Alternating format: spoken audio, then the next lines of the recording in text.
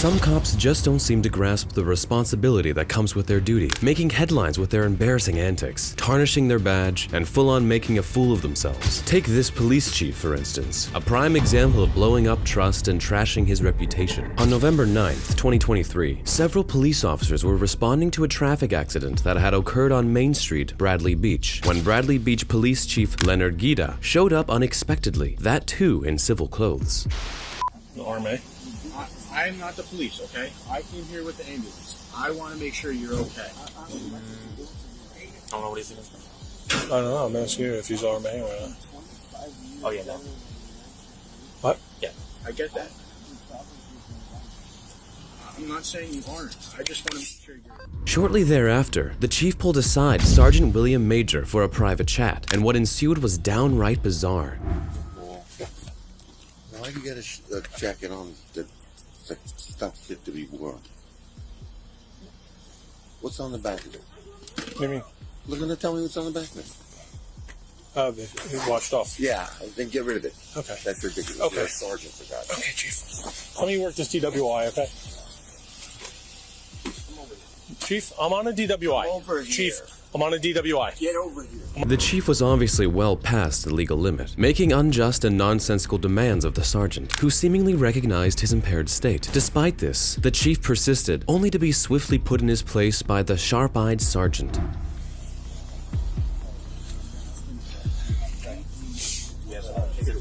Chief, I'm working. I don't have time to argue about a jacket, okay? Don't you touch me. Don't you touch me.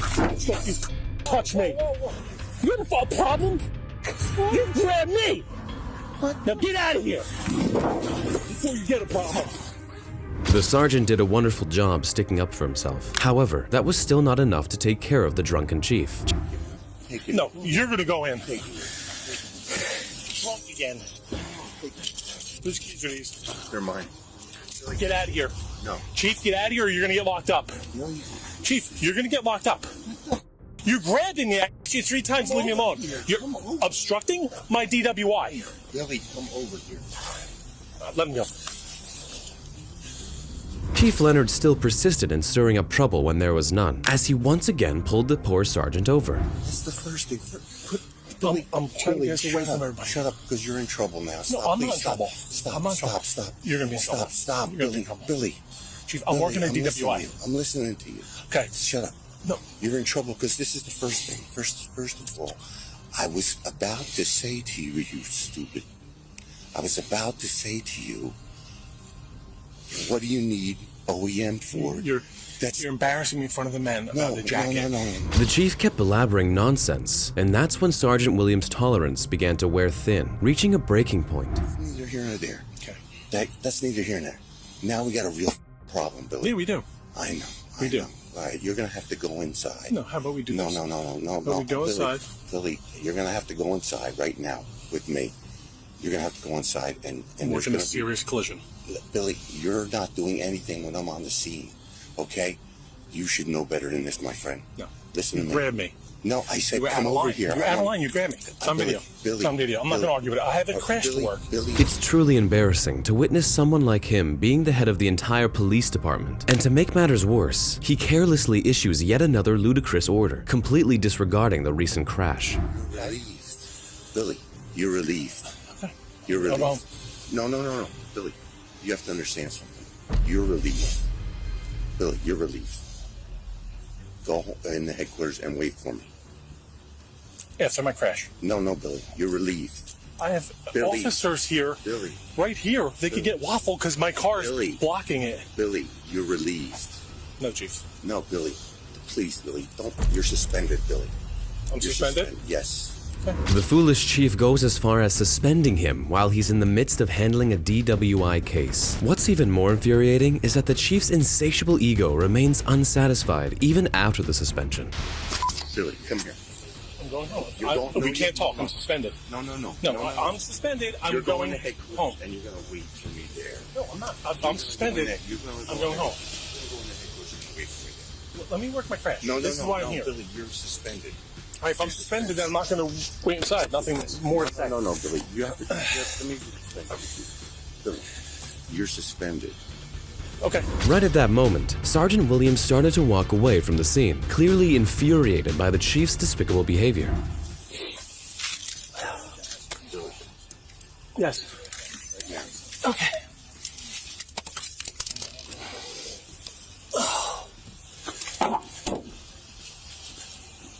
Wait for me in there. That's an order. Despite being ridiculed and removed from the case, the sergeant remained dedicated to the well-being of the officers at the scene. Can you do me a favor? Can you put your car where my car is so our officers and first aid don't get run over, please? Thank you. Moments later, the chief engaged another officer present at the scene, who appeared visibly nervous, conversing with the erratic chief. Yes, Chief. What happened?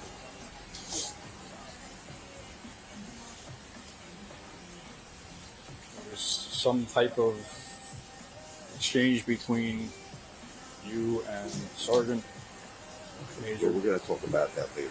Everybody's got that. Really suspected. You really got this. What do you got here? What do you have? We're trying to figure that out, Chief. Okay. As the sergeant attempted to leave the area, the chief intercepted him once again, this time uttering something shockingly contradictory to everything that had transpired earlier. Hey, I'm in there. Dog, yes, you're going to meet me in there. Go and put the dog in right now. There's nowhere to put her. She's going to ruin things. Okay, we'll leave her in there. Go. I'm going. I got people on the road. I want to make sure they're safe. I want to run you over, so watch out. No. Come on. Go ahead. You know I love you. Come on. The sergeant confronted him one last time about his behavior, seeking an explanation before ultimately deciding to drive away. What's wrong with you? Billy, How would you do that to me? Stop. Billy, stop. You got enough problems already. Please. Okay. After this incident, the Monmouth County Prosecutor's Office launched an investigation into Chief Leonard's conduct. Since then, the police chief has been suspended and placed on paid administrative leave since December 2023 up to the present date. It's important to note that he continues to draw his annual salary of $202,500 during this period. On the other hand, Sergeant William Major was later allowed to resume his full job responsibilities. This cop certainly crossed the line into corruption, but what the next officer did is something you'd never expect from a law enforcement professional. Okay. On April 7th of 2018, Roswell police officer Courtney Brown initiated a traffic stop after allegedly observing Sarah Webb speeding. Approaching the driver's side of the vehicle, Officer Brown began conversing with the woman behind the wheel. Stay in the car. Sorry, my window doesn't hold. Officer Brown, Roswell Police Department. You know how fast you were just going, ma'am? I'm so sorry, I'm late for work. So you could go over 80 miles per hour on 92? No, ma'am. You have your driver's license and your insurance card? Yeah, my insurance. Turn off the car and pass me the keys, please. The ground's wet. It's been raining. You're going over 80 miles an hour so on this sorry. type of a road. That's reckless driving, ma'am. Miss Webb was apologetic from the beginning and had no intention of creating a fuss. Officer Brown took her license and headed back to her police cruiser, where she encountered something peculiar. I'm having issues with my CAD. Can you please do an 8 and 10 check on a Georgia tag, as well as an 8 and 10 check on a Georgia driver's license?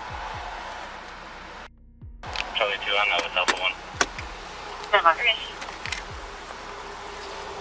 The officer realized that the computer-aided dispatch system wasn't working properly. Therefore, she couldn't run down her details. However, that wasn't the only problem she was facing at that point. She was going like almost 90 down 92. Oh, really? She flew past me. I had to get up to 90 to catch her. Wow. My CAD's not working. Is yours? Can I checked. you see if can you check the tag too? I'm gonna have to restart this and see what the deal is. I'm on 3. Alpha 1. Back to 2005 Mercury Stable. Moments later, Officer Christy Wilson arrived on the scene and they started to conspire something. The officer had no speed detection device, and the sole reason for pulling her over was her intuition, believing that Miss Webb was driving well over 90 miles per hour. However, relying solely on intuition without concrete evidence isn't how the law operates. You're gonna have 2 faster conditions, and Yeah, I mean that's unacceptable. I told her, I said, you know the roads are wet, correct? You're running late for work and you're going above 80 right. to get to work. I said, call. So do not do that and put people's lives in jeopardy. Yeah. So, my CAD just froze on me, so I'm restarting it right now. What do you think? Or just tickets? As Officer Brown tried to restart her CAD, Officer Wilson devised a ridiculous plan to decide whether to charge Miss Webb or not. Who's that? A head, R tail. Okay. This is tail, right? Yeah. So release. 23. Michael Jordan? Hi. The officers resorted to determining the fate of the poor driver through a coin toss using a mobile app. The shocking situation showed no signs of improvement anytime soon. Too fast for... Let me write this down. Too fast for conditions. Is it reckless? Yeah, you can do reckless, and then speeding. And you're just gonna have to mark the pace one instead of the... I mean, either way, the speed limit here is what, 45? Yeah. 45. She was going way... Yeah. I mean... Because I haven't done one like speeding like that, so that's why I'm a little bit unsure. After deciding the charges through a coin toss, Officer Brown got out of his car to carry out the arrest. Yeah.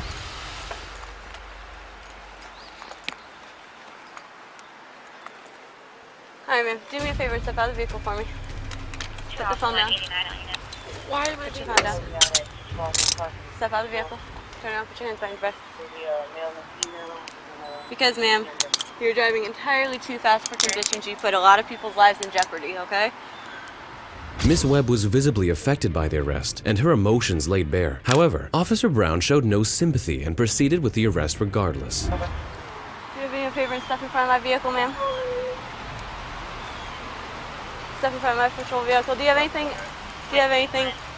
in your pockets of... Do you have anything on you, like Coke sticker, stab me? Any drugs, paraphernalia, anything like that? Okay. You have a bond. Return to the side for me.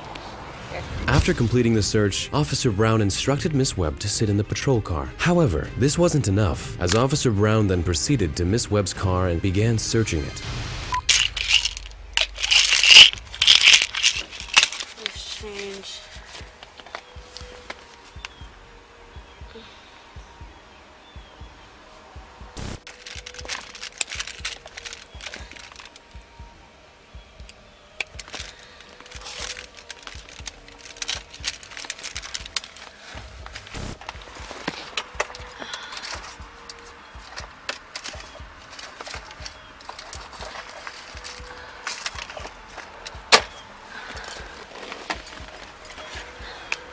As Miss Webb wept inside the patrol car, the officers appeared completely devoid of any human emotions, seemingly enjoying themselves without any regard for her distress.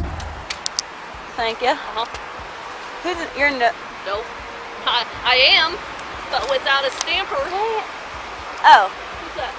I don't know. Why are they plugging me? He's not a notary here. No one's a notary that's here? All of you. Got 5 people. I mean, I am. I just don't have my stamp yet. For one, can you please start notary? You good? Yeah. The lack of professionalism displayed by both female officers was appalling, and it's a disgrace how they treated the poor lady. They ultimately charged Sarah Webb with reckless driving and driving too fast for conditions. However, later both charges against Webb were dismissed. Police Chief Rusty Grant took notice of the incident, and both female officers were placed on administrative leave. After an internal investigation, both Officer Brown and Officer Wilson were fired from the police department. Both officers committed a grave misdeed, but what the next officer did far outweighs it, as it led to the tragic death of an innocent man.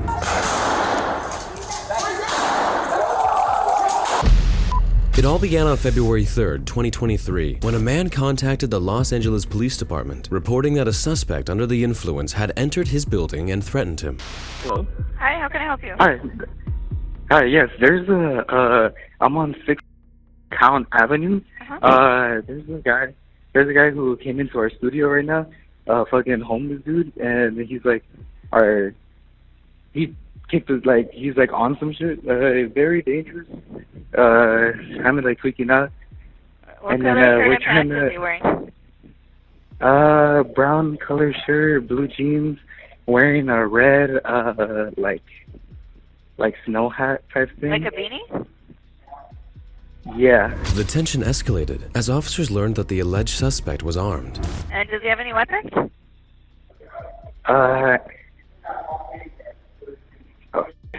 What? What's going on? What's going on? He's like getting aggressive. He's getting very aggressive. Does he have any weapons? Yes. What does he have? Like a stick, like a pole. He can't do it. Okay, 1 second. We're gonna get someone over there. Hold on. Don't hang up, okay?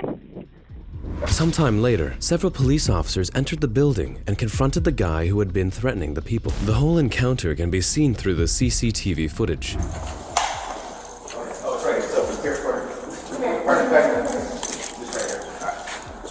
This is the Los Angeles Police Department. Anybody in Unit 4, slowly come out with your hands up. Hands up! Hands up! Turn away, face away from me. Walk backwards to the sound of my voice. Arrest team ready? To your left. The officers observed the individual approaching them, carrying something in his hand. What unfolded next was not only extremely shocking, but also terrifying to witness. Hold on right there. Hold on right there.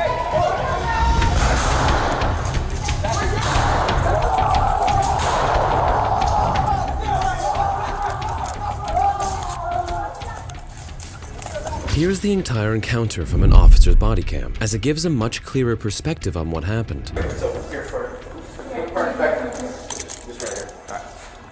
This is the Los Angeles Police Department. Anybody in Unit 4, slowly come out with your hands up. Hands up! Hands up! Turn away, face away from me. Walk backwards to the sound of my voice. Arrest team ready? To your left. Yeah. To your left. Hold on right there. Hold on right there. Hey!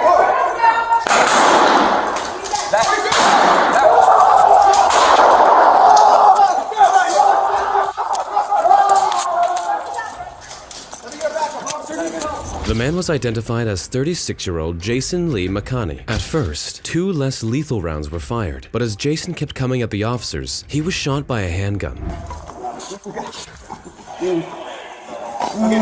Okay, we got the arms. Somebody get cuffs. Relax, guys. Did anyone shoot? I did. I shot. You shot lethal? Yes. Okay, where'd he get hit? Arm. All right, he's in the arm. Right or left? Hey, start chest compressions. Yeah. Start chest compressions. Put him on his spot. This is weak. Start chest compressions. Here, wait, open the airway. Open the Starting now.